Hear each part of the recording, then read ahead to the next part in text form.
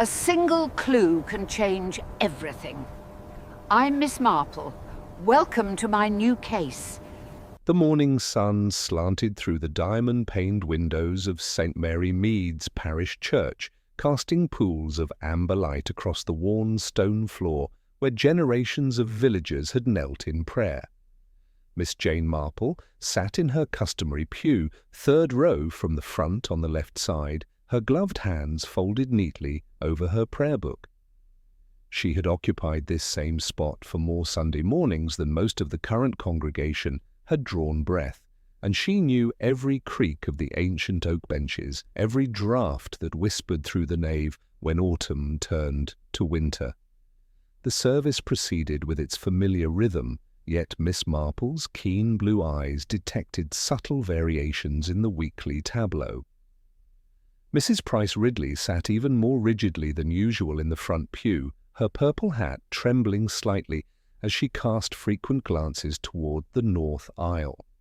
There sat Mrs. Diana Hewitt, the handsome widow who had recently arrived as companion to elderly Mr. Felix Barton at the Laurels. Behind them, Colonel Melchett fidgeted with his service sheet, most unlike his usual military composure. Most intriguing of all was young Geoffrey Drake, the parish treasurer, who sat pale and perspiring despite the church's autumn chill. His spectacles kept sliding down his nose, and Miss Marple noticed how his hands shook as he fumbled with the collection plate when it reached his pew. His mother, the formidable Mrs. Amelia Drake, kept shooting him worried glances that she attempted to disguise as maternal concern. The Reverend Leonard Clement ascended to the pulpit with his usual gentle manner, though Miss Marple detected an unusual tension in his shoulders. He adjusted his spectacles and gave out his text in a voice that carried further than his customary mild tones. For there is nothing covered that shall not be revealed, neither hid that shall not be known. A subtle stir ran through the congregation. Miss Marple observed how nearly every head turned, very slightly but distinctly, in a different direction. Mrs. Drake's grip tightened on her handbag. Mr. Barton glanced sideways at his companion, whose colour rose in a swift flush. Even Dr. Haydock, usually imperturbable, shifted uncomfortably in his seat. The vicar's sermon, when it came, was unlike his usual gentle homilies. He spoke with uncharacteristic directness about the corrosive nature of secrets, about debts both financial and moral that demanded payment. His eyes, Miss Marple noticed, returned repeatedly to Geoffrey Drake, who grew paler with each pointed reference to those entrusted with others' welfare and the terrible burden of hidden wrong-doing. "There are some among us," the vicar continued, his voice gaining strength, "who carry weights that grow heavier with each passing day. The truth has a way of surfacing like oil upon water. It cannot be suppressed indefinitely." Miss Marple watched Geoffrey Drake's face with the detached interest of a naturalist observing a specimen. The young man's breathing had become rapid and shallow. His mother reached over to steady his trembling hands, but he pulled away with a jerky motion that knocked his spectacles askew. The sermon concluded with an unusual directness. "I call upon any among you who harbour such secrets to seek counsel and redemption before the burden becomes unbearable. The Church stands ready to offer guidance to troubled souls." As the final hymn began, Miss Marple's attention was caught by Geoffrey Drake's abrupt departure. He stumbled from his pew during the second verse, muttering something about feeling unwell. His mother half rose to follow, but he waved her back with a gesture that bordered on frantic. The service ended, and the congregation began its usual leisurely exodus into the churchyard. Miss Marple emerged into the crisp air, accepting Colonel Melchett's courteous nod and Mrs. Price Ridley's stiff acknowledgment. The usual post-service conversations began, discussions of Sunday lunch, comments on the vicar's unusually pointed sermon, speculation about Geoffrey Drake's hasty departure. It was Mrs. Hartnell who made the discovery. Her sharp cry from beside the lych-gate cut through the genteel murmur of conversation like a blade through silk. Miss Marple, who never pushed, yet somehow always arrived where she was needed, found herself at the edge of the gathering crowd. There, just beyond the churchyard gate, Geoffrey Drake lay motionless on the grass verge. His spectacles lay shattered several feet away, and his face held the terrible stillness that Miss Marple had learned to recognize over her long years of observation. Dr. Haydock was already kneeling beside the body, his fingers seeking a pulse that would not be found. "Heart failure, most likely," the doctor pronounced grimly. The poor fellow was under tremendous strain, but Miss Marple's sharp eyes had already noted the small, dark stain on the stone gate-post and the way Geoffrey's head lay at an angle that spoke of impact rather than collapse. As the crowd pressed closer and voices rose in shock and speculation, she stood quietly observing, her mind already beginning to weave together the threads of what promised to be a most complex and troubling tapestry. The village constable, P.C. Park, arrived within minutes, his bicycle wheels skidding against the churchyard gravel as he dismounted with the determined efficiency of a man following well-rehearsed procedures. Dr. Haydock remained kneeling beside Geoffrey Drake's motionless form, though his initial assessment was already shifting as he examined the injury more closely. The dark stain on the gatepost told a story that simple heart failure could not explain. "Struck his head as he fell," Dr. Haydock announced, though his tone carried an undertone of professional uncertainty that Miss Marple found most illuminating. The blow was substantial, more than one would expect from a simple collapse. Mrs. Amelia Drake had pushed through the gathering crowd with surprising force for such a slight woman. Yet when she reached her son's body, she did not collapse in maternal grief as might be expected. Instead, she stood rigid as a monument, her hands gripping her umbrella handle until her knuckles showed white through her kid gloves. "Geoffrey never had a weak heart," she declared, her voice cutting through the murmured speculations. "He passed his medical examination for the bank only 6 months ago. This was not his heart."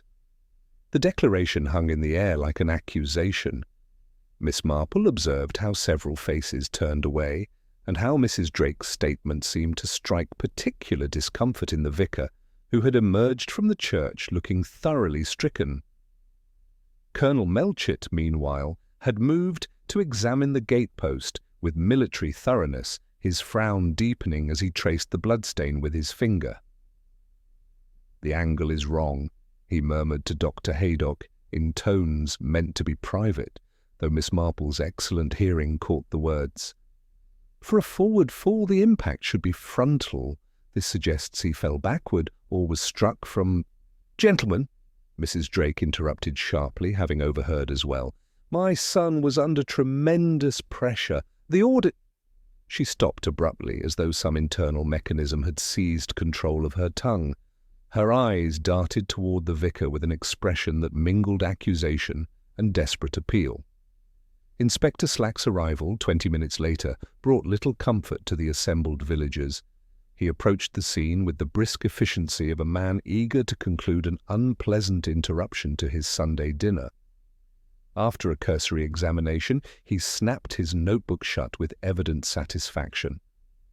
"Accidental death," he pronounced. "Young man felt faint during the service, rushed out in distress, stumbled on this route here, and struck his head on the gate-post. Tragic, but straightforward." Miss Marple noticed Dr. Haydock's barely perceptible shake of the head, a professional disagreement he was too diplomatic to voice publicly. She also observed how Mrs. Diana Hewitt, standing beside elderly Mr. Barton, had visibly relaxed when Slack pronounced his verdict. The woman's shoulders dropped in what appeared to be profound relief, quite different from the reaction one might expect from a mere observer of tragedy. As the crowd began to disperse, the village did what it did best. It began to talk. Mrs. Price Ridley, walking alongside Miss Marple, could barely contain her excitement. It was the sermon, mark my words, those entrusted with others' welfare. The vicar was looking directly at Geoffrey when he said it. The Restoration Fund has been looking rather thin lately, hasn't it? Miss Marple made appropriately sympathetic murmurs while filing away this observation. Parish treasurer was indeed a position of considerable trust, and Geoffrey had seemed particularly affected by the vicar's words about hidden debts and moral obligations. Later that afternoon, seeking clarity, Miss Marple found herself in the vicarage garden with the Reverend Clement, who paced the lawn in evident distress. "I killed him, Jane," he confessed, his voice heavy with guilt. "My sermon drove him to panic. If I hadn't been so direct—" "What prompted such directness?" Miss Marple asked gently, her knitting needles clicking steadily. Clement sighed deeply. "An anonymous letter. I found it in the vestry yesterday morning. It claimed that someone was stealing from the church funds and that I was blind not to see it. It didn't name Geoffrey specifically, but he was the obvious target." Miss Marple's needles paused momentarily. Anonymous letters were nasty things indeed, usually written by someone with intimate knowledge they dared not reveal openly. "So, Geoffrey ran because he believed you knew his secret. But the question remains, Vicar, did he simply fall? Or was someone waiting at that gate to ensure his silence would be permanent?" The Reverend stared at her in shock. "Murder? Surely not in St. Mary Mead." "Human nature is the same everywhere," Miss Marple replied softly, observing how the curtains of the laurels remained tightly drawn despite the afternoon light. "And I suspect Geoffrey Drake was not the only person in church this morning, carrying a burden of secrets. The question is not merely why he ran, but who knew he would run, and who was prepared to act upon that knowledge." As evening shadows lengthened across the village, Miss Marple reflected that the first act of this particular drama had ended in blood. Now the careful unravelling of truth would begin, thread by delicate thread, until the entire tapestry of deception lay exposed to the light. Monday morning brought a grey drizzle that seemed to settle the village's shock into something more substantial and troubling. Miss Marple had scarcely finished her breakfast when the sound of Inspector Slack's motor car announced that Dr. Haydock's professional concerns had overruled the initial verdict of accidental death. The village, which had spent Sunday evening arranging its grief into neat patterns of speculation, now found itself facing the uncomfortable reality of an official investigation. The Reverend Clement appeared at Miss Marple's door before 9 o'clock, his gentle face etched with lines of sleepless worry. "Jane, if I might impose upon your patience, Inspector Slack has been at the vicarage since dawn, examining the church accounts. It appears there is a significant discrepancy, nearly £500 missing from the Restoration Fund." Miss Marple ushered him into her sitting room with quiet efficiency. "And naturally suspicion falls upon Geoffrey as treasurer. How very convenient for someone." "That is precisely what troubles me," Clement admitted, accepting the chair she indicated. "The anonymous letter I mentioned, it specifically suggested that someone was stealing from the church funds. But, Jane, I've been thinking about Geoffrey's behaviour yesterday morning. He wasn't running from guilt. He was running towards something, or someone." This observation aligned perfectly with what Miss Marple had witnessed. Geoffrey's departure had been urgent rather than shameful, purposeful rather than panicked. "Did you share the contents of that letter with anyone else, Leonard?" The vicar coloured slightly. "I mentioned it to Colonel Melchett when he called about the church fete arrangements, and Griselda saw it before I destroyed it. I'm afraid I was rather obvious in my distress." By afternoon, the village's efficient gossip network had processed the morning's developments with characteristic thoroughness. Mrs. Price Ridley, encountering Miss Marple outside the post office, delivered the consensus with grim satisfaction. £500, Jane. Inspector Slack has confirmed it. Poor Geoffrey must have been desperate indeed to take such a sum, though I maintain there's something not quite right about the whole affair. Miss Marple found herself in agreement, though for reasons Mrs. Price Ridley couldn't imagine. The narrative was arranging itself too neatly: the guilty treasurer, the exposed crime, the fatal flight. It lacked the subtle complexities that characterized real human motivation. Her next piece of crucial information came from an unexpected source. Mrs. Amelia Drake, despite her grief, received Miss Marple with a composure that was almost frightening. She sat surrounded by photographs of Geoffrey, her spine rigid with determination rather than bowed with sorrow. "They're saying he stole it," Mrs. Drake announced without preamble. "That he had gambling debts or some such nonsense. Geoffrey wouldn't wager a penny on anything more risky than the church raffle." "The money is missing, Amelia," Miss Marple said gently. And Geoffrey was clearly distressed. "He was distressed because he discovered the theft," Mrs. Drake snapped, her eyes flashing. "He found the discrepancy 3 days ago and had been tracing where it went. Saturday night, he told me he'd identified the culprit, someone new to our ways, he said. He planned to confront them after the service." Miss Marple felt understanding, dawn like cold light. "He was running to a meeting, not from the sermon?" "Precisely. When the vicar spoke about hidden secrets, Geoffrey thought his investigation had been discovered. He panicked, thinking he'd be blamed for not speaking up sooner. He ran to catch the person before they could slip away."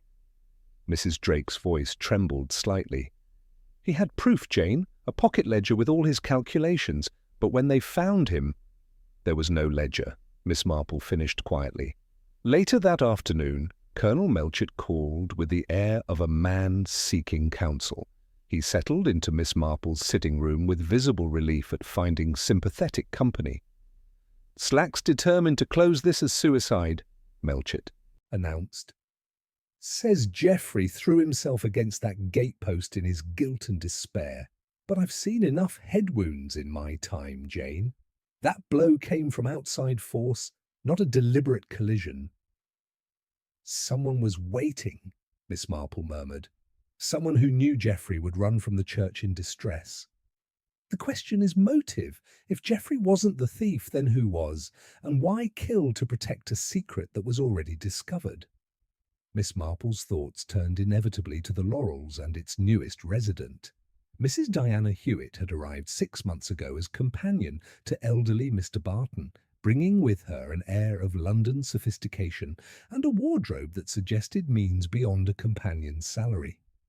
Her relief when Geoffrey's death was declared accidental had been almost palpable. "I couldn't help but notice," Miss Marple said carefully, "that Mrs. Hewitt seemed particularly affected by the vicar's sermon, and I recall seeing her in rather intense conversation with Geoffrey outside the post office last week. When they noticed me approaching, they separated quite abruptly." Melchett's expression sharpened. "Mrs. Hewitt? Pretty woman, considerably younger than her employer. There's been speculation about whether old Barton might make her his wife. He's quite wealthy, I understand." As evening shadows lengthened across the village, Miss Marple reflected on the day's revelations. Geoffrey Drake had not been a thief, but a detective pursuing evidence of someone else's crime. He had carried proof in a ledger that was now missing. Someone in St. Mary Mead had killed to prevent exposure, and that someone was clever enough to let Geoffrey bear the blame posthumously. The pieces were beginning to form a pattern, though the complete picture remained frustratingly elusive. Tomorrow's inquest would force certain people into the open, and Miss Marple suspected that human nature, when placed under even mild official scrutiny, would reveal the truths that careful planning had tried to conceal. In her long experience, murderers were often undone not by their crimes, but by their subsequent attempts to appear innocent. The inquest convened on Tuesday morning in the village hall, where the mingled scents of old wood polish and damp plaster created an atmosphere of institutional gravity. Miss Marple arrived early, settling into her preferred observation post in the third row, where she could study the assembled faces without appearing intrusive. The coroner, Mr. Abernathy, was a methodical gentleman who approached his duties with the thoroughness of someone who believed truth emerged through proper procedure rather than theatrical revelation. Inspector Slack opened the proceedings with the confidence of a man who had already reached his conclusion. He outlined his theory with bureaucratic precision. Geoffrey Drake, overwhelmed by guilt over embezzling church funds, had fled the service in emotional distress and either deliberately or accidentally sustained fatal injuries against the gatepost. The missing money provided motive, the sermon provided catalyst, and the physical evidence supported accidental death during flight from justice. Dr. Haydock's testimony, however, introduced the first crack in this tidy narrative. The injury was consistent with impact against the stone gatepost, he acknowledged carefully. However, the angle and force of the blow suggest it came from behind and slightly above the victim's head. For a man fleeing forward to sustain such an injury through accidental fall, he would need to have thrown himself backward with considerable force against the stone. Miss Marple observed how Mrs. Diana Hewitt, seated beside elderly Mr. Barton, leaned forward intently during this exchange. The woman's gloved hands gripped her handbag with sufficient pressure to distort the leather, and 2 spots of colour had risen on her otherwise pale cheeks. Mr. Barton, by contrast, seemed bewildered by the proceedings, occasionally nodding off until his companion's sharp elbow restored his attention. The Reverend Clement's testimony brought uncomfortable silence to the hall. With evident pain, he admitted that his sermon had been deliberately pointed towards someone he suspected of financial impropriety. I received an anonymous letter on Saturday morning suggesting theft from church funds. The letter implied, though did not explicitly state, that Geoffrey was responsible. I believed that addressing the matter publicly would prompt confession and restitution. "And when did you first discuss this letter with others?" the coroner inquired. "Saturday afternoon, with Colonel Melchett," he advised caution, suggesting I verify the accounts independently before taking action. Colonel Melchett, when called, confirmed this conversation, but added a detail that sent ripples through the assembled villagers. I may have mentioned the matter to Mrs. Hewitt when I called at the Laurels Saturday evening to discuss Mr. Barton's donation to the church fete. She expressed particular concern about the church's financial management and asked several specific questions about the treasurer's responsibilities. Mrs. Hewitt's face drained of colour at this revelation, and she half rose from her seat before Mr. Barton's restraining hand pulled her back down. The murmur of interest that passed through the hall was almost audible. Mrs. Amelia Drake's testimony proved most damaging to Inspector Slack's narrative. She spoke with the precision of someone determined that truth would not be buried with her son. Geoffrey discovered the discrepancy on Thursday evening while preparing the quarterly report.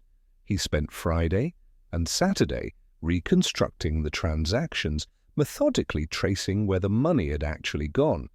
Saturday night, he told me he had identified the thief, someone new to the village who had cleverly manipulated the records to cast suspicion elsewhere. "Did he name this person?" Mr. Abernathy asked gently. "No, but he said something that has haunted me since. He said, 'Mother, it's someone who understands exactly how to make an honest man look guilty, someone who's done this before.' He planned to confront them after Sunday service, hoping to recover the funds quietly before involving authorities." The final testimony came from an unexpected source. Mr. Abbott, the solicitor from Much Benham, had travelled specifically to address Geoffrey's financial circumstances. Mr. Drake's personal finances were exemplary, he stated firmly. He had recently inherited a modest sum from an aunt, eliminating any financial pressure. Furthermore, he had made an appointment to see me this Wednesday regarding what he termed a matter of grave legal importance involving breach of trust and criminal fraud within a church organization. As these words settled over the hall, Inspector Slack's theory crumbled like a house built on sand. If Geoffrey wasn't stealing and had no financial pressures, then someone else was the thief, someone who had known he was investigating and had been prepared to silence him permanently. During the lunch recess, Miss Marple found herself walking alongside Dr. Haydock toward the village green. "A very different picture is emerging," she observed quietly. "Indeed," the doctor replied grimly. "That blow to the head, Jane, I've been reconsidering the evidence. The angle is consistent with someone striking him from the right side as he passed through the gate, someone right-handed, using something heavy and possibly curved." Their conversation was interrupted by the appearance of Mr. Barton, leaning heavily on Mrs. Hewitt's arm as they emerged from the hall. The elderly gentleman appeared confused and distressed, muttering about terrible accusations and, "Poor Geoffrey, such a nice boy." "He's been asking about Geoffrey all morning," Mrs. Hewitt explained, her voice tight with strain. "He keeps saying Geoffrey came to see him Saturday about some numbers, but his memory, well, you know how it is." Miss Marple's attention sharpened. "Geoffrey visited the Laurels on Saturday?" "Briefly," Mrs. Hewitt replied, perhaps too quickly. "Some confusion about the church accounts. I helped sort it out." Mr. Barton nodded vaguely. Yes. Diana handles all that for me now. Excellent head for figures, my Diana, though Geoffrey seemed quite, determined when he left. Said something about doing what's right, even if people don't thank you for it." As the afternoon session reconvened, the coroner delivered a verdict of death by misadventure, noting that while the circumstances remained unclear, there was insufficient evidence to support a finding of murder. The official machinery ground forward, death certificates would be issued, and the business of burial could proceed. Yet as the hall emptied, the atmosphere was not one of resolution, but of something hastily swept beneath a convenient carpet. Miss Marple remained seated, her sharp mind weaving together the threads of testimony into an increasingly clear pattern. Geoffrey had discovered the theft, identified the perpetrator, and arranged a confrontation. Someone had known about his Saturday visit to the Laurels, his planned accusations, and his determination to act after Sunday service. The question was no longer whether Geoffrey Drake had been murdered, but how long his killer would wait before eliminating any remaining evidence of their crime. In Miss Marple's extensive experience with human nature, murderers who killed to protect secrets rarely stopped at one victim when their safety remained threatened. The days following the inquest settled into an uneasy rhythm, as if the village itself was holding its breath. The official verdict of death by misadventure satisfied no one, least of all Miss Marple, who found herself dwelling on the curious absence of Geoffrey's pocket ledger, the very evidence that Mrs. Drake insisted her son had carried to his confrontation. Wednesday afternoon brought an unexpected visitor to Miss Marple's cottage.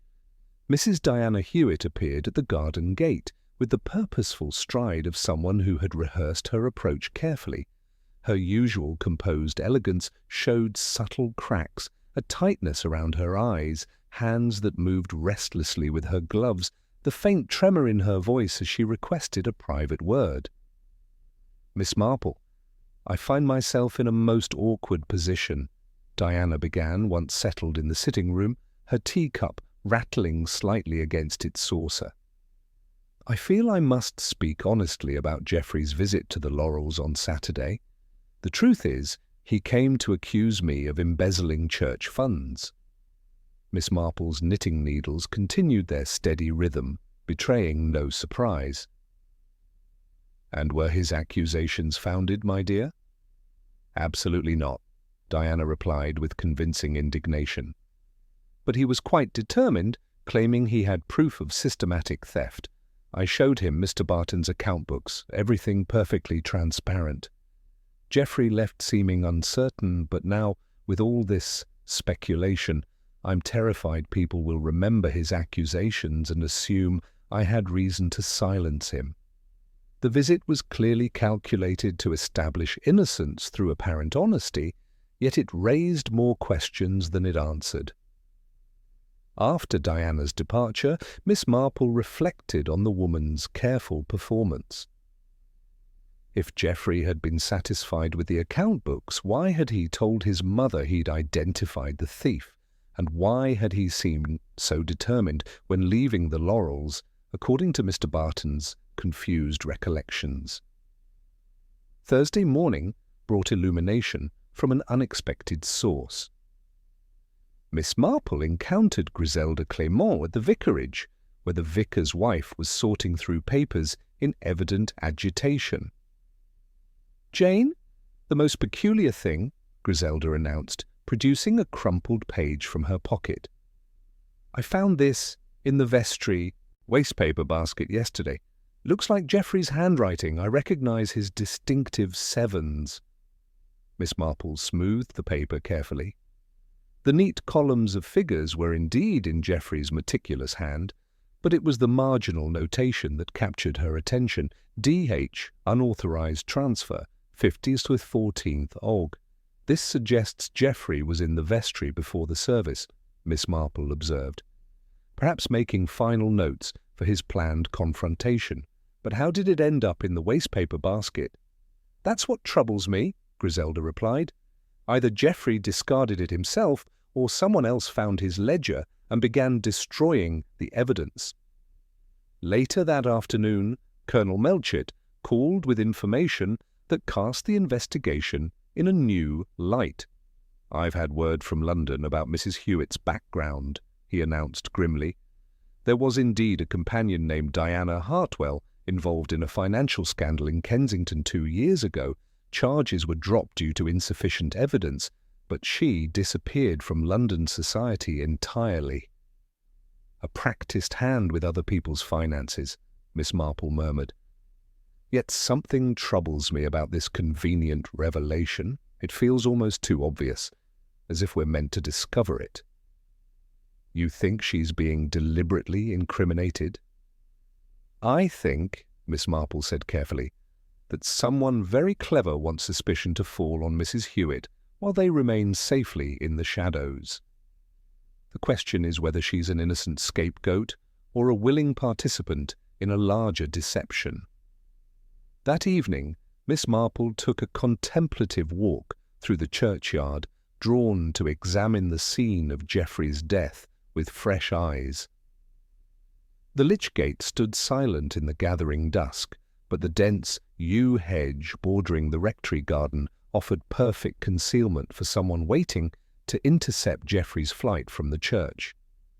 Moving closer to investigate, she discovered something that sent a chill through her normally steady composure.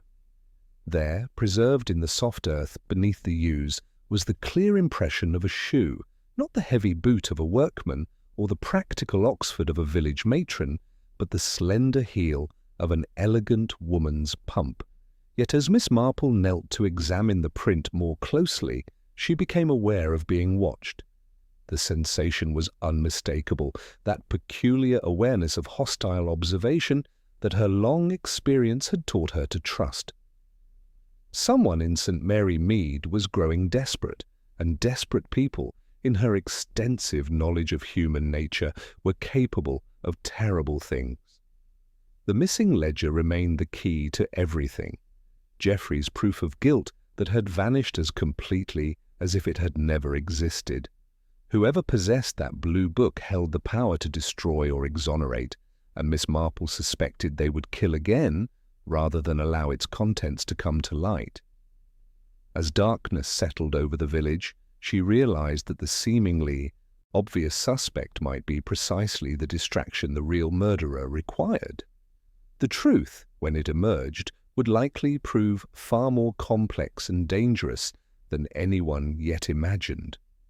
Friday morning brought unseasonable warmth that seemed to mock the village's underlying tension. Miss Marple had scarcely finished her breakfast when Dr. Haydock appeared at her door, his usual professional composure replaced by evident concern. "It's old Barton," he announced without preamble. "Collapsed last evening at the Laurels. Mrs. Hewitt summoned me urgently. Claims he suffered some sort of seizure while taking his evening tea." Miss Marple invited him in, noting the doctor's troubled expression. A seizure? But he seemed alert enough at the inquest despite his confusion. "That's precisely what troubles me, Jane. Yesterday afternoon he was perfectly lucid during his regular examination. Last night, sudden onset of disorientation, slurred speech, attempts to communicate something urgent about numbers and Geoffrey. This morning, he can barely recognize his own reflection." The timing struck Miss Marple as remarkably convenient. What might cause such a dramatic decline? The symptoms suggest medication, something to induce confusion and memory loss, but Mrs. Hewitt insists he's taken only his prescribed heart tablets, and she's been devotedly attentive to his care. Haydock's tone carried professional skepticism. "She seems genuinely distressed by his condition, yet she controls access to him completely," Miss Marple finished quietly. Her visit to the Laurels later that morning confirmed her suspicions. Mr. Barton lay propped against pillows, his face drawn and one side noticeably slack, yet his eyes held a desperate intelligence that spoke of awareness trapped within failing faculties. When Miss Marple approached his bedside, his fingers clutched weakly at the coverlet. "Blue book," he managed, the words thick and laboured. "Off. Ray took—" Mrs. Hewitt appeared instantly at the doorway, her composure brittle as winter ice. "He's been rambling about Geoffrey since the collapse. The doctor says stroke patients often fixate on recent traumatic events." But Miss Marple had caught the crucial word that followed, barely audible, yet unmistakable. "Hid." The afternoon brought Inspector Slack with news that transformed speculation into certainty. "Someone's broken into Mrs. Drake's cottage," he announced grimly. "Back window forced, Geoffrey's desk thoroughly searched. Only thing missing, according to his mother, is a small blue account book she kept in the right-hand drawer." "Geoffrey's ledger," Miss Marple said softly. "The same one his mother insisted contained proof of the real thief's identity. Someone's desperate to get their hands on it." Slack's expression had lost its earlier dismissiveness. "This changes things, Miss Marple. If Geoffrey wasn't the thief, then someone killed him to prevent exposure, and they're still cleaning up loose ends." That evening Miss Marple received an unexpected visitor. Mrs. Amelia Drake arrived with the determined air of someone who refused to let her son's investigation die with him. "I've been thinking about Geoffrey's methods," she announced. "He never trusted important documents to a single location. Banking training, you understand, always maintained duplicate records." Her eyes held a fierce light. "If his pocket ledger is missing, there will be copies. Geoffrey was far too careful to rely on one set of calculations. Where might he have kept such duplicates?"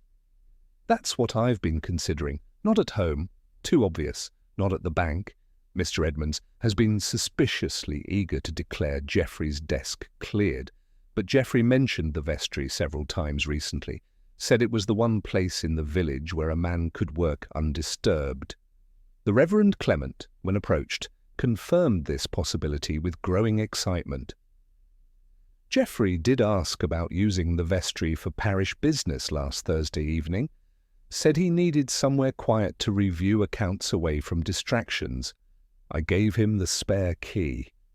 More significantly, Clement had made another discovery. "The anonymous letter that started this entire affair, I've been examining the paper more closely. Expensive cream, laid stock with a distinctive watermark. not the sort found in village shops, but exactly the type one might find in a well-appointed household. As the pieces arranged themselves, Miss Marple felt the familiar satisfaction of a puzzle approaching solution. The killer had been methodical, writing the anonymous letter to direct suspicion toward Geoffrey, waiting at the lych-gate to silence him when investigation threatened exposure, searching desperately for the missing evidence that could still destroy them. Yet something in the pattern suggested layers of deception beyond simple theft and murder. The timing of Mr. Barton's collapse, the professional manipulation of his medication, the careful orchestration of events, these pointed to someone with both medical knowledge and intimate familiarity with village routines. Tomorrow, Miss Marple decided, she would pay another visit to the vestry. If Geoffrey had indeed hidden duplicate records there, they might finally provide the proof needed to expose not just a thief, but a murderer who had calculated every move except the tenacity of an old woman's curiosity and the stubborn persistence of truth itself. The game was approaching its final moves, and Miss Marple intended to ensure that justice, however delayed, would not be denied. Saturday morning arrived shrouded in mist that seemed to muffle even the church bells, creating an atmosphere of hushed expectancy that perfectly matched Miss Marple's mood as she approached St. Mary's with the vestry key clutched in her gloved hand. The Reverend Clement had provided it with evident reluctance, his gentle face creased with worry about what further disturbances might be discovered within the sacred walls. The vestry door swung open to reveal chaos that spoke of desperate urgency rather than random vandalism. Drawers gaped empty, their contents scattered across the stone floor in careless heaps. The small writing desk Geoffrey had used lay overturned, its drawers pulled completely free, and their contents methodically examined. Vestments hung askew from their hooks, and even the ancient harmonium had been shifted from its customary position against the wall. Miss Marple stood in the doorway, her keen eyes cataloguing the destruction with the detached interest of someone reading a particularly revealing letter. This was not the work of a common thief seeking valuables, but of someone hunting for specific documentation with the focused intensity of desperation. They found what they were looking for, she murmured to herself, noting how certain hiding places had been thoroughly examined while others remained untouched. Behind the harmonium, a gap between the instrument and the wall showed clear evidence of recent disturbance, exactly the sort of place where a methodical young man like Geoffrey might conceal important papers. Yet as Miss Marple examined the scene more closely, she discovered something the searcher had missed in their haste. Wedged deep behind a loose stone in the wall, her fingers encountered a small object wrapped in oilcloth. Geoffrey's backup ledger emerged into the morning light, its blue cover unmarked, but its contents potentially explosive. The meticulous entries painted a devastating picture of systematic theft spanning 6 months. Small amounts initially, £20 here, 30 there, carefully extracted from various church accounts and disguised through sophisticated bookkeeping manipulation. But the final entries revealed something far more sinister than simple embezzlement.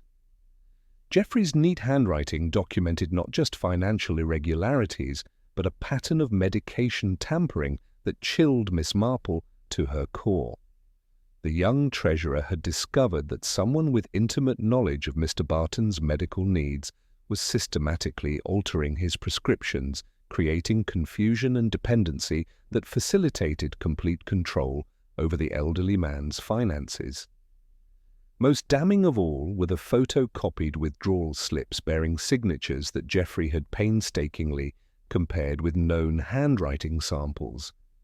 The evidence was methodical, thorough, and absolutely conclusive, though it pointed in a direction that would shock the village to its foundations. Her examination was interrupted by the arrival of Inspector Slack, whose triumphant expression suggested developments that would reshape the entire investigation. "Acting on information received," he announced, with evident satisfaction, "we've executed a search warrant at the Laurels, found over £400 in cash hidden in Mrs. Hewitt's personal effects, along with correspondence from London creditors demanding immediate payment." The arrest of Diana Hewitt proceeded with mechanical efficiency that afternoon. The evidence seemed overwhelming: the stolen money in her possession, her access to Mr. Barton's finances, her questionable background, and Geoffrey's documented suspicions about unauthorized transfers. Inspector Slack pronounced the case closed, with the relief of a man who had finally wrestled an unruly situation into acceptable order. Yet as Miss Marple watched the police motor car disappear down the village lane, carrying its pale and protesting prisoner, her disquiet grew rather than diminished. The resolution felt too convenient, the evidence too perfectly arranged.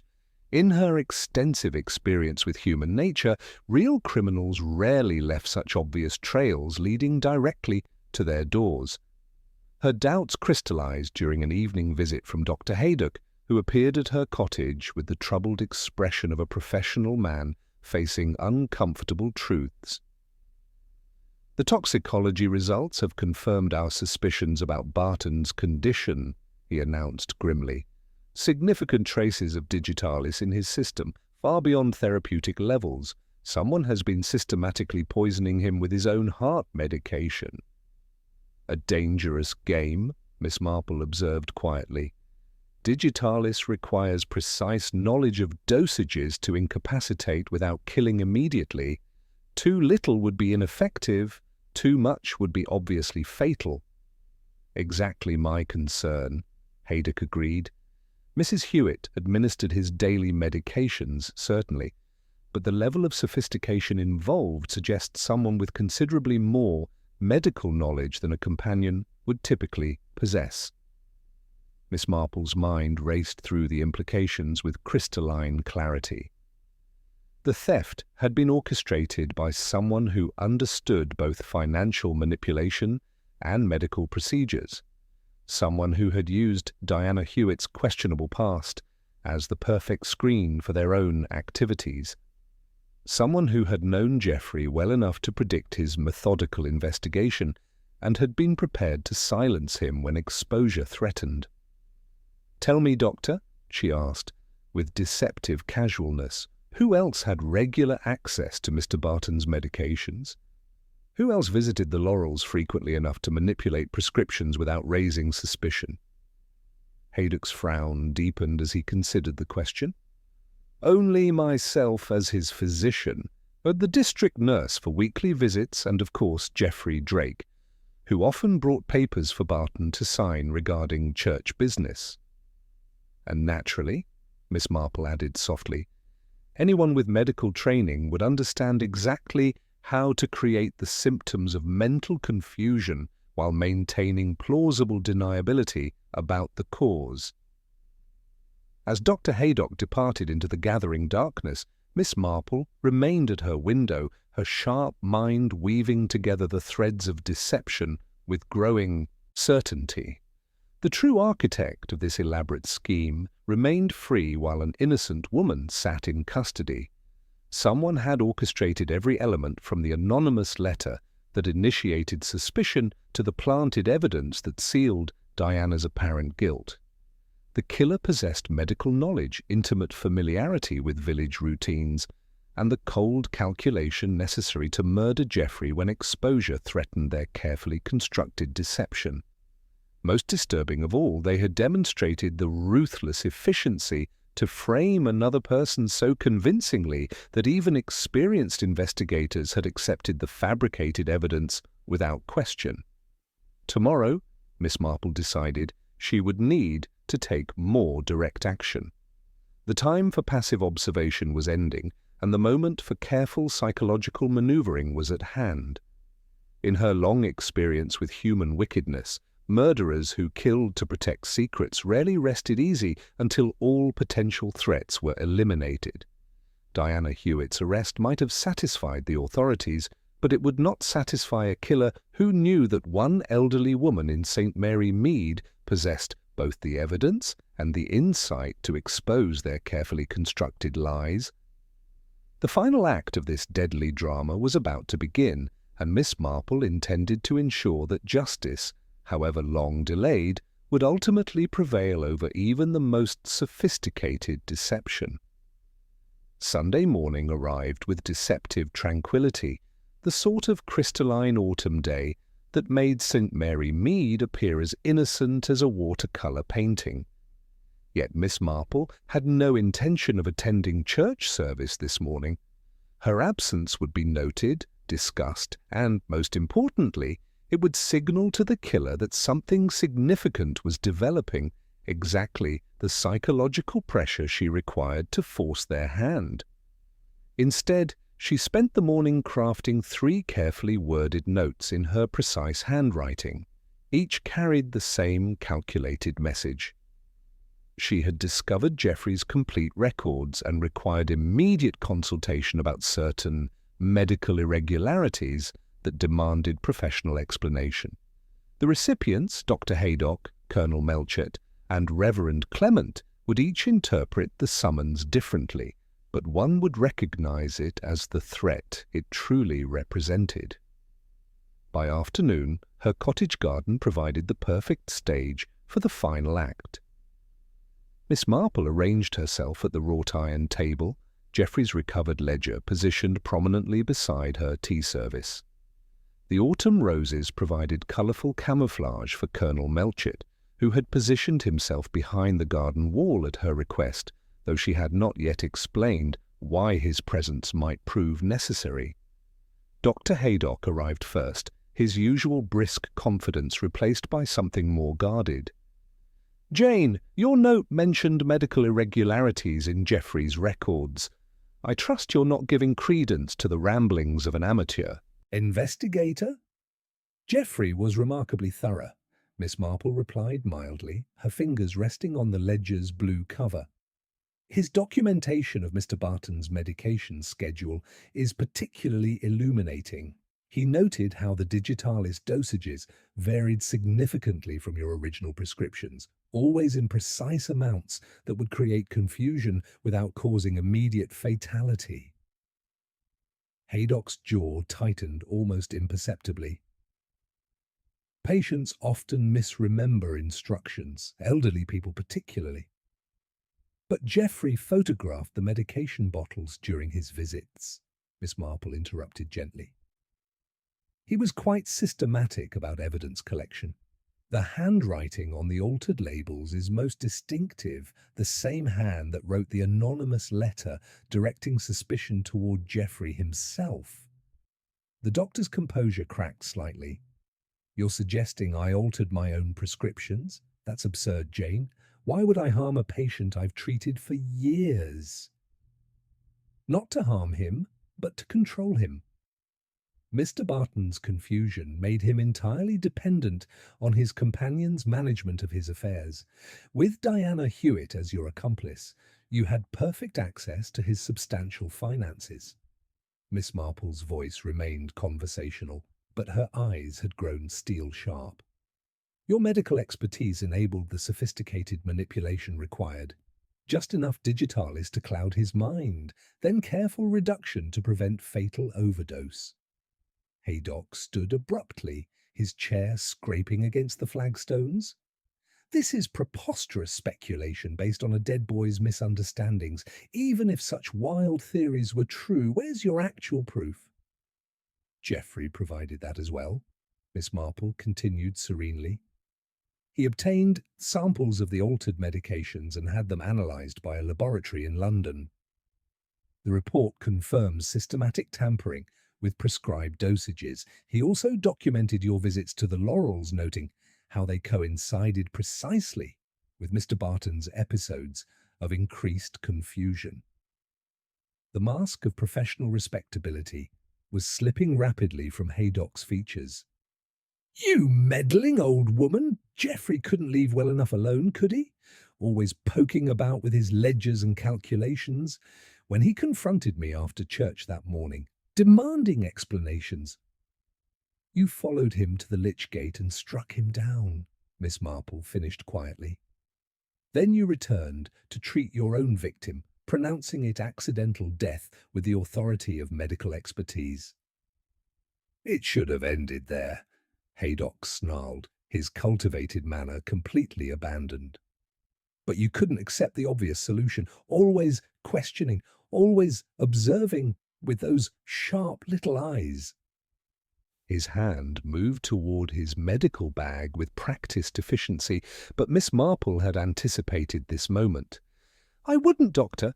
Colonel Melchett has been listening to every word from behind the garden wall, and Reverend Clement is positioned at the gate with instructions to summon Inspector Slack at the first sign of trouble." Haydock's hand froze as Melchett emerged from concealment, his military bearing radiating controlled authority. The doctor's shoulders sagged as the full weight of exposure settled upon him. "Diana Hewitt was merely your unwitting accomplice, wasn't she?" Miss Marple observed sadly. Her questionable past made her the perfect scapegoat when suspicion arose. "You manipulated her just as thoroughly as you manipulated poor Mr. Barton." As Melchett moved to restrain the defeated doctor, Miss Marple reflected on the tragic irony that someone sworn to preserve life had chosen to destroy it for financial gain. The human capacity for self-deception, she mused, remained the most dangerous ailment of all, one for which medical science offered no cure. The truth, as she had long observed, possessed its own inexorable power, surfacing eventually despite the most careful attempts at concealment. Inspector Slack arrived with surprising promptness, summoned by Reverend Clement the moment Colonel Melchett had stepped from behind Miss Marple's rose bushes. The garden, which moments before had been a sanctuary of late-blooming dahlias and quiet conversation, transformed into the stage for Justice's final act. The inspector listened to Melchett's terse summary, his eyes never leaving Dr. Haydock's face. The doctor had regained a measure of composure, but it was the brittle steadiness of a man who understood the game was lost and was merely calculating the terms of surrender. "Now then, Doctor," Miss Marple said gently, opening Geoffrey's recovered ledger with deliberate care. "Perhaps you'd care to explain these rather interesting medical notations?" Geoffrey was quite systematic in documenting Mr. Barton's treatment schedule. He photographed the medication bottles during each visit, noting how the digitalis dosages varied significantly from your original prescriptions, always in precise amounts that would create confusion without immediate fatality. Haydock's professional mask slipped slightly. "Patients often misremember instructions, elderly people particularly." But Geoffrey compared the handwriting on the altered labels with samples from your prescription pad, Miss Marple interrupted with quiet authority. "The same distinctive hand that wrote the anonymous letter directing suspicion toward Geoffrey himself. You used Mr. Barton's own stationery taken during one of your medical visits, but the clinical phrasing betrayed its true author." She turned a page in the ledger, her finger tracing Geoffrey's meticulous entries. "You see, Doctor, Geoffrey understood patterns. He noted how Mr. Barton's episodes of confusion coincided precisely with your visits, how his lucidity returned during your absences for conferences. Most damning of all, he obtained laboratory analysis of the medication samples, confirming systematic tampering with prescribed dosages." "This is preposterous speculation," Haydock protested, but his voice lacked conviction. "Even if such theories were true, where's your actual proof?" Miss Marple smiled with gentle implacability. "Geoffrey provided that as well. He documented not just the medical fraud, but the financial theft it enabled. With Diana Hewitt positioned as your unwitting accomplice, you had perfect access to Mr. Barton's substantial finances. The church funds were merely additional targets of opportunity." Inspector Slack leaned forward intently. "You're saying Geoffrey discovered the whole scheme?" "Indeed," Miss Marple continued. "He confronted Dr. Haydock after Saturday evening's visit to the Laurels demanding explanations for the discrepancies. When the doctor realized Geoffrey possessed comprehensive documentation, hidden copies in multiple locations, he knew exposure was inevitable unless drastic action was taken. Haydock's composure finally cracked completely. The boy couldn't leave well enough alone, could he? Always poking about with his ledgers and calculations. When he confronted me after church that morning, threatening to go directly to the police. "You followed him to the lych-gate," Miss Marple finished quietly. "The narrow passage forced him to pass close to where you waited behind the yew hedge, a single, precisely calculated blow with your walking stick, the curved silver handle matching perfectly with the wound pattern you later documented as attending physician." "It should have ended there," Haydock snarled, his cultivated manner completely abandoned. "Accidental death, case closed, but you couldn't accept the obvious solution, could you? Always questioning, always observing with those sharp little eyes." Colonel Melchett stepped closer, his military bearing radiating controlled authority. "And when suspicion began to focus elsewhere, you systematically destroyed evidence. The break-in at Mrs. Drake's cottage, the ransacking of the vestry, you were hunting for Geoffrey's duplicate records." "I found enough," Haydock retorted bitterly. "I took the pocket ledger from his body that very morning under the guise of medical examination. When that wasn't sufficient, I searched his home and the vestry. I assumed I'd eliminated all the evidence." Miss Marple's voice carried a note of profound sadness. "But Geoffrey had been cleverer than you anticipated.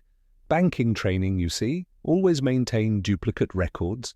The copy behind the vestry wall survived your desperate search." "More importantly," Inspector Slack interjected grimly, "you used Mrs. Hewitt as your shield. Her questionable past made her the perfect scapegoat when the theft was discovered." "It was elegantly simple," Haydock admitted with chilling frankness. "Diana's London troubles were already known to some. A few carefully placed suggestions, strategic placement of stolen cash among her belongings, and the village gossip network did the rest. She genuinely believed the financial transactions were legitimate. I made certain of that." The full scope of the doctor's calculated deception emerged as Miss Marple continued her methodical exposition. He had courted Diana deliberately upon her arrival, positioning her to handle Mr. Barton's finances while he manipulated the medication that clouded the elderly man's judgment. The anonymous letter had been written on Barton's own stationery, stolen during medical visits, designed to cast suspicion on Geoffrey while appearing to come from a concerned villager. "When Geoffrey's investigation threatened everything," Miss Marple explained, "you realized the sermon provided perfect cover. A distressed young man publicly associated with missing funds, fleeing the church in apparent guilt. If he died then, everyone would supply the motive for you." As Inspector Slack moved to make the formal arrest, Haydock straightened with a final vestige of professional dignity.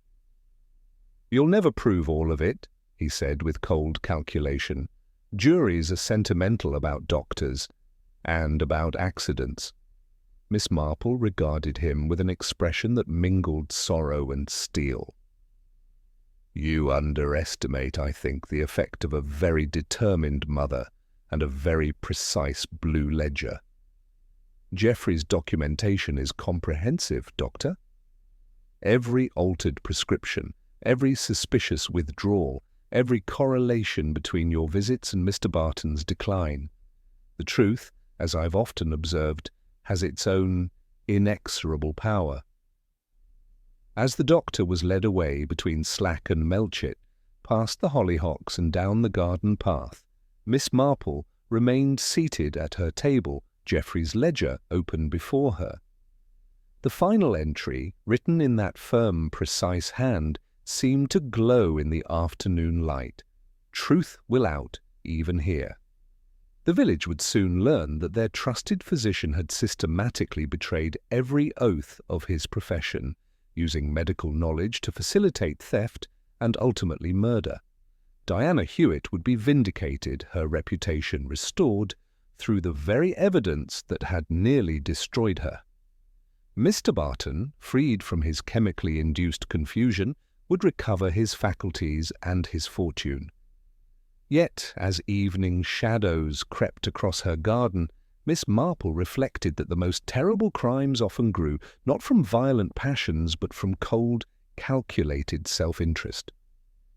Dr. Haydock had begun with small compromises, perhaps a slight overcharge here, a minor manipulation there, until each successful deception made the next easier, transforming a healer into a destroyer.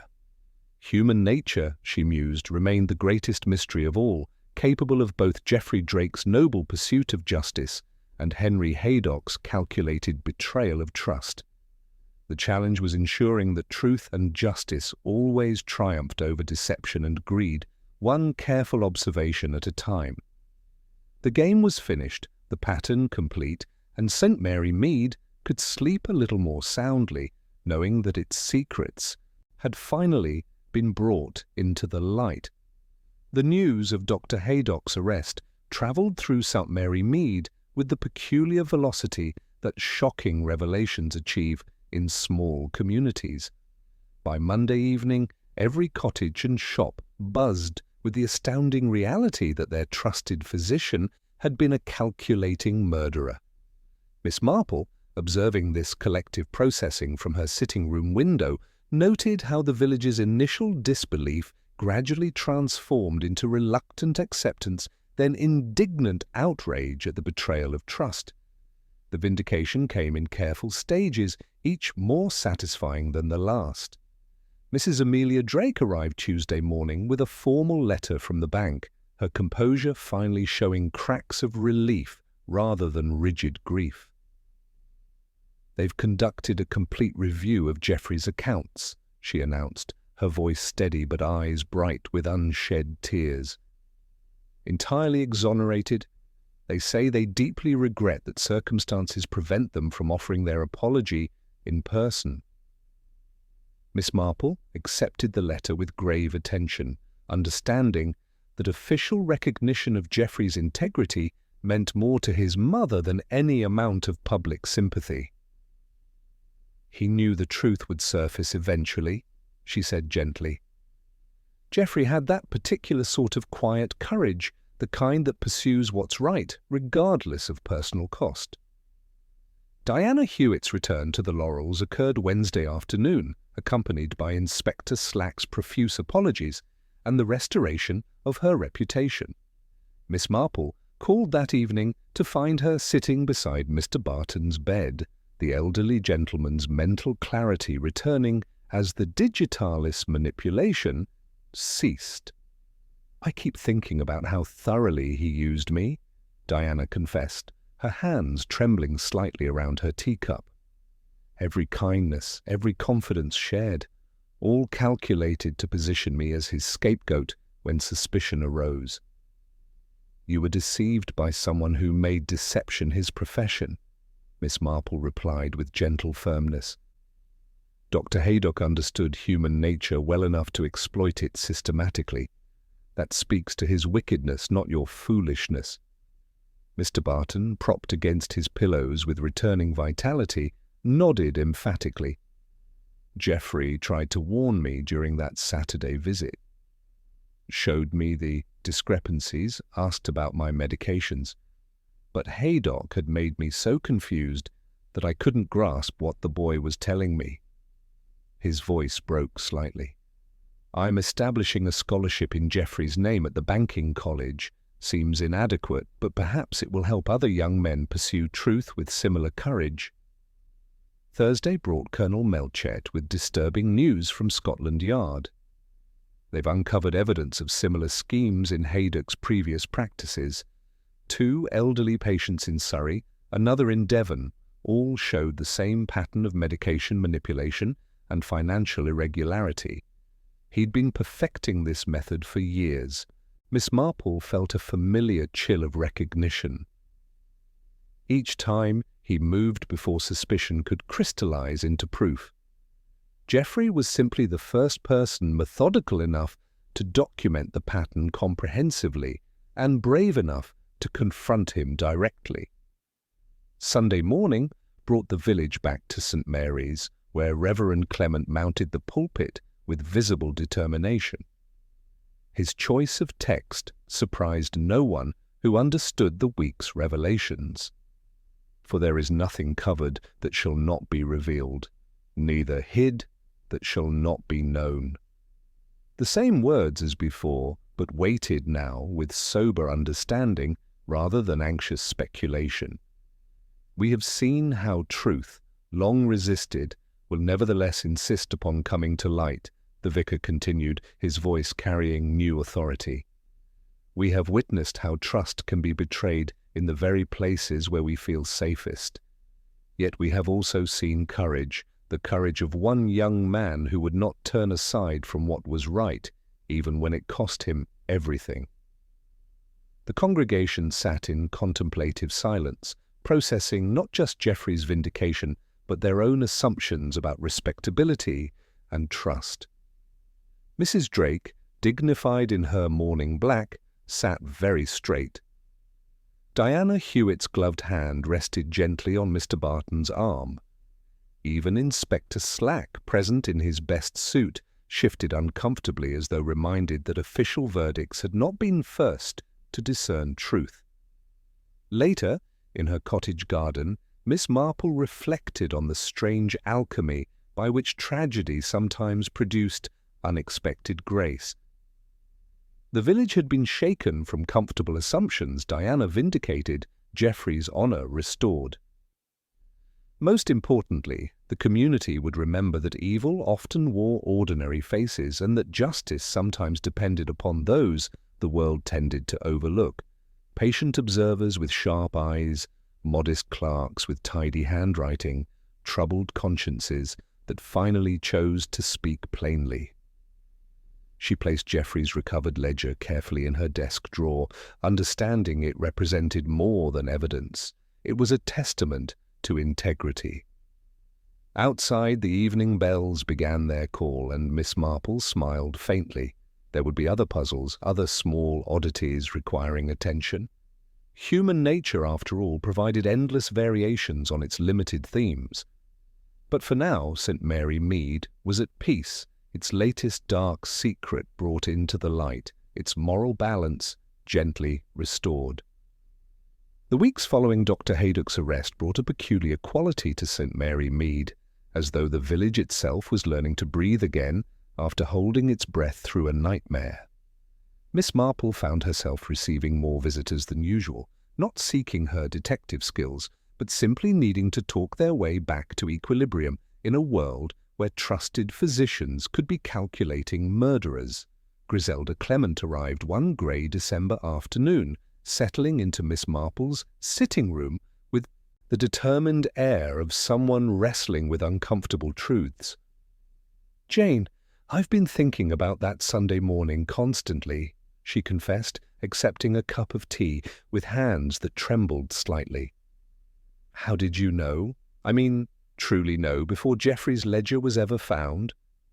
Miss Marple's knitting needles resumed their steady rhythm, a sound that had become the village's unofficial signal of returning normalcy. "It was your husband's sermon that provided the answer, my dear." When Leonard spoke those powerful words, "For there is nothing covered that shall not be revealed," I took the liberty of observing the congregation. People are often most honest when they think they're listening to God. She paused to count a stitch before continuing. When Leonard spoke of hidden sins, nearly everyone betrayed themselves in small ways. Mrs. Price Ridley looked suspiciously at Mrs. Hewitt. Mrs. Drake watched Geoffrey with maternal anxiety. Geoffrey himself appeared terrified, poor boy, because he knew he was about to confront a dangerous man, but Dr. Haydock did something quite different. "He seemed uncomfortable," Griselda recalled. Leonard noticed it from the pulpit.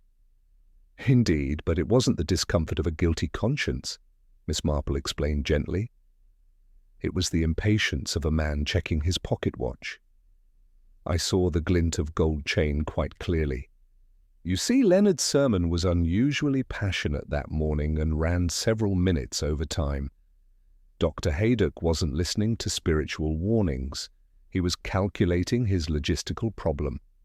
He knew Geoffrey would flee the moment the service ended, and if the sermon ran too long, he risked losing his opportunity to intercept the boy at the lych-gate before witnesses emerged. Griselda's eyes widened in understanding. He was checking the time to ensure his murder stayed on schedule. Precisely. A man burdened by genuine guilt might tremble or weep, but only a man planning murder checks his watch to stay punctual for killing. The trial in late November drew spectators from across the county, all eager to witness the downfall of a man who had systematically betrayed every oath of his profession. Miss Marple attended each session, her knitting needles clicking steadily through testimony that laid bare the full extent of Dr. Haydock's calculated wickedness. The prosecution's case unfolded with methodical precision, built upon Geoffrey Drake's meticulous documentation and corroborated by laboratory analysis, handwriting experts, and financial auditors who traced the stolen funds through layers of careful concealment. When the jury returned their guilty verdict after less than 2 hours' deliberation, the courtroom exhaled collectively, as though the village itself had been holding its breath. December brought quiet restoration to St. Mary Mead. The church restoration fund was replenished through Mr. Barton's generous donation, given in Geoffrey's memory. Diana Hewitt remained as his companion, though now their relationship carried the warmth of genuine affection rather than mere professional arrangement. The elderly gentleman, his mental clarity fully restored, established both a scholarship in Geoffrey's name and a small foundation dedicated to supporting those who pursued truth in the face of powerful opposition. Geoffrey would have appreciated the practicality, Mrs. Amelia Drake told Miss Marple during one of their regular afternoon teas. He never sought glory, only accuracy and justice. On a crisp afternoon in late December, Miss Marple found herself once again in the churchyard, standing before the newly erected headstone that marked Geoffrey Drake's final resting place. The inscription was simple but profound. He sought truth and found it, though it cost him everything. That evening, settled in her favourite chair with her knitting and a cup of tea, Miss Marple reflected on the peculiar satisfaction that came from seeing justice properly served. The fire crackled cheerfully, casting dancing shadows across the familiar room where she had unravelled so many tangles of human wickedness and folly. Mrs. Hartnell, calling to discuss arrangements for the church Christmas bazaar, found her in this contemplative mood. "You must be gratified, Jane, to have solved such a complex mystery. The whole county is talking about your remarkable deduction." Miss Marple's needles never paused in their steady rhythm. "I merely observed what was there to be seen, my dear. Geoffrey Drake did the real detective work. I simply ensured his findings received proper attention. The truth has a way of asserting itself, given time and a little assistance from those willing to look past comfortable assumptions." She smiled faintly, her sharp eyes reflecting the firelight. "You know, it's remarkable how much one can learn from a single Sunday morning service. When one looks closely enough at seemingly ordinary moments, one can see the entire world, saints, sinners, and everything in between." Dr. Haydock forgot that in a village like ours there are no true secrets. There are only facts waiting to be noticed by someone with the time and inclination to look. As Christmas approached, St. Mary Mead settled back into its customary rhythms, though with a deeper understanding of the darkness that could lurk beneath respectable surfaces. The village had learned that trust must be tempered with vigilance, that authority did not guarantee virtue, and that courage sometimes resided in the quietest souls. Outside, the church bells began their evening call, their sound carrying across the snow-dusted village with particular clarity. Miss Marple allowed herself a moment of quiet satisfaction, knowing that truth and courage, given time and careful nurturing, would always find a way to triumph over even the most calculated deception. The pattern was complete, the mystery solved, and justice, however delayed, had finally prevailed. Tomorrow would bring new puzzles, new small oddities requiring attention. But for tonight, in this moment of peaceful resolution, Miss Marple simply continued her knitting, the familiar rhythm marking time in a village that had looked straight at its own capacity for both treachery and courage, and emerged a little wiser, a little more vigilant, but enduringly, stubbornly alive.